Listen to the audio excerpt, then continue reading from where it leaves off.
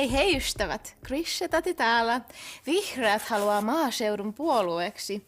Maaseutu ja erävihreät ry on perustettu yhdistämään niitä vihreästi ajattelevia ihmisiä, joiden sydän asuu maaseudulla, mutta aivot kaupungissa. Nyt kun kaikki city-hipsteri-vihreät löytäisi sen maaseudun muualtakin kuin sydämestä, maalle ei kulje kuin yksi linja-auto päivässä. Älkää myöhästykö. Sijalla 5, vihreiden tulevaisuus. Mistä tämä vihreiden suunnanmuutos johtuu? Teemu.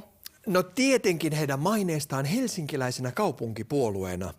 Puheenjohtaja Ville Niinistökin korosti, että kaikki vihreät eivät asu pääkaupunkiseudulla.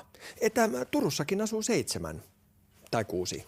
Mutta vihreissä todettiin, että nyt he haluavat ihan aidosti tutustua maalaisiin ja eläimiin muutenkin. Niin, maaseudulla vihreitä katsotaan aika pahalla, koska heidän ei uskota ymmärtävän maalaisuudesta mitään. Millä tavalla vihreät ovat maaseudun valloitukseensa valmistautuneet? No vihreiden johto on todennut, että me toki tiedämme, että tehtävä ei ole helppo ja että edessämme on iso savotta. Mitä se savotta sitten ikinä tarkoittaakaan? No mutta maaseutu ja erävihreät kokoontuivat Koijärvellä. Puheenjohtaja ja puoluesihteeri osallistuivat puolueen maaseutusiiven tapahtumaan koko lauantai-päivän. Tämä onkin pisin aika, jonka he ovat maaseudulla viettäneet. Vai kuinka? Kyllä. Kaupunkilaisvihreille järjestettiin Metsän Siimeksessä muun muassa leikkimielinen tietovisa. Kun vihreiltä kysyttiin, että mikä on maataloustuki, moni tiesi vastata, että se on varmaan se tukitikku, joka pitää mun kannabisviljelmäni pystyssä. Ahaa, minkälaisia uudistuksia vihreät ovat maaseudulle kaavailleet? Teemu. Vihreiden mukaan nyt tarvitaan tasa-arvon sanomaa myös maaseudulle. Sijoille pitää saada paitsi isommat karsinat, myös sukupuolikiintiöt. Ja keinosiementäjillä pitää olla velvollisuus myös sonnien siementämiseen.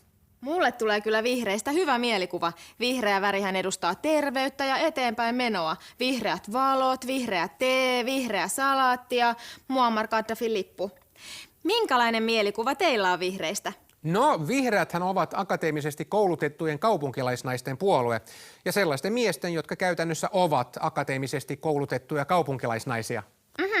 No entä miten maaseudulla on otettu vihreiden joukkoryntäys vastaan? Kari. No siis todella hienosti. Lapissa odotellaankin ensimmäistä vihreää kansanedustajaehdokasta oikein innolla. Tarkoitus olisi viedä ehdokas ensitöiksi tutustumaan Lapin upeisiin tunturimaisemiin. Menomatka tehtäisiin 2 moottorikelkalla, mutta paluumatka vain 1. Teatterineuvos Tellervo von Appelgren, teidän arvonne ovat ymmärtääkseni aikamoisella törmäyskurssilla vihreiden kanssa, vai kuinka? Kyllä, vihreät. Nuo tekopyhät elämälle vieraat ruipelot. Siis vihreät kieltäisivät turkistarhauksen eläinrääkkäyksenä. Pötypuhetta sanon minä. Turkistarhassa eläimet saavat runsaasti virikkeitä, monipuolista ruokaa ja hellää hoivaa. Ihan kaunis ja kiiltävä turkkikin sen todistaa.